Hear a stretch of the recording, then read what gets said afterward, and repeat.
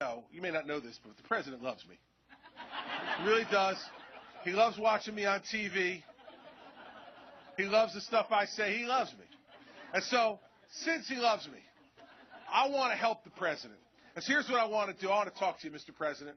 I want to let you know, you've been living inside 1600 Pennsylvania Avenue for the last 4 years. If you don't think you can change Washington from inside the White House, then let's give you the plane ticket back to Chicago you've earned.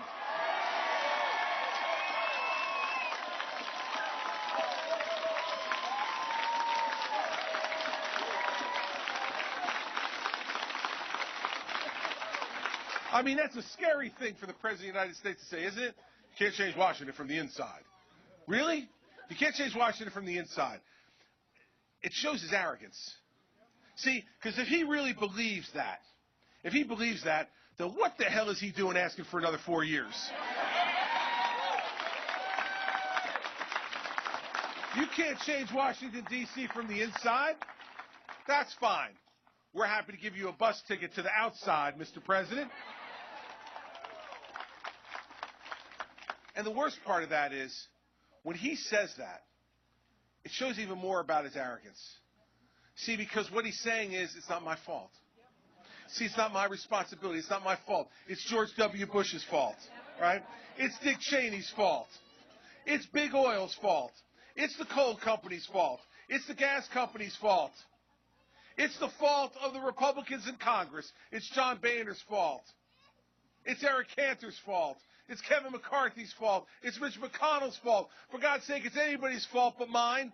That's what he's saying to us. And no, he says, please, just give me another 4 years. I'll figure it out. Well, you know what, Mr. President? I'm tired of waiting for you to figure it out.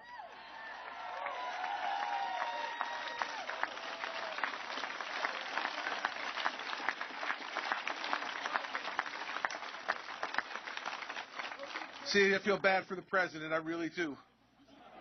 I do. See, he doesn't know anything about leading. He's never led anything in his life.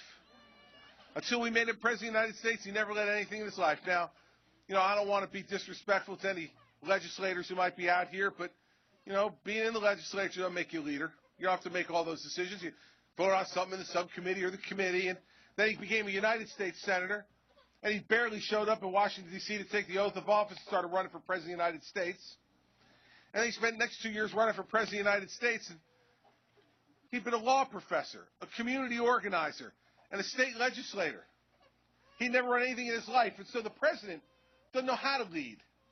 I mean, watch what he's been like for the past 4 years. He's like a man wandering around a dark room, hand up against the wall, clutching for the light switch of leadership, and he just can't find it, and he won't find it in the next 18 days.